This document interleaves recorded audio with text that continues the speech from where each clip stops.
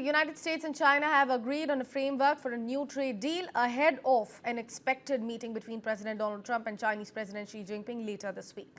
U.S. Treasury Secretary Scott Bessent and Trade Representative Jamieson Greer met Chinese Vice Premier He Lifeng and top negotiator Li Chenggang in Kuala Lumpur on the sidelines of the ASEAN summit for their fifth round of in-person talks since the month of May. Bessent said the framework paves the way for quote-unquote a successful discussion between Donald Trump and Xi Jinping on Thursday and hinted that Washington may delay new 100% tariffs on Chinese goods if progress continues. He also, in fact, confirmed that the talks touched on trade balance, agricultural exports, fentanyl controls, rare earths, and even TikTok. China's Li Chenggang called the talks constructive and said both the sides have reached a preliminary consensus pending internal approvals. The move comes as both the nations try to avoid another escalation in their trade war.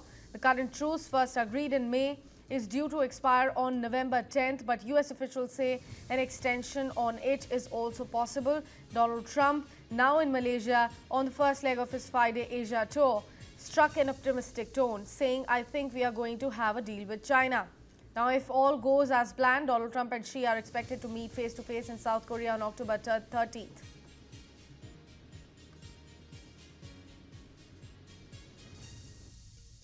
Do well with China. US President Donald Trump sounded confident on Sunday about hashing out a trade deal with China's President Xi Jinping in an expected meeting later this week. I think we'll have a good deal with China, and they want to make a deal, and we want to make a deal.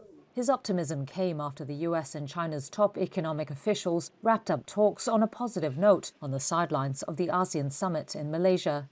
Both sides are looking to avert further escalations in their trade war. Beijing and Washington had earlier struck a truce, which is due to expire on November 10th. But Trump has since threatened new 100% tariffs on Chinese goods and other trade curbs starting on November 1st. That was in retaliation for China's vastly expanded export controls on rare earth magnets and minerals. On Sunday, the US and Chinese officials said they had reached a preliminary consensus on a framework for a trade agreement. Among the issues discussed, a truce extension, fentanyl, rare earths, TikTok, and more.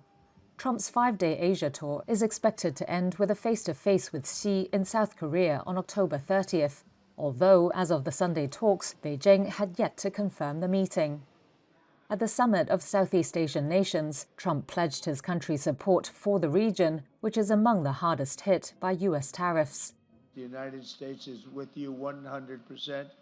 And we intend to be a strong partner and friend for many generations to come.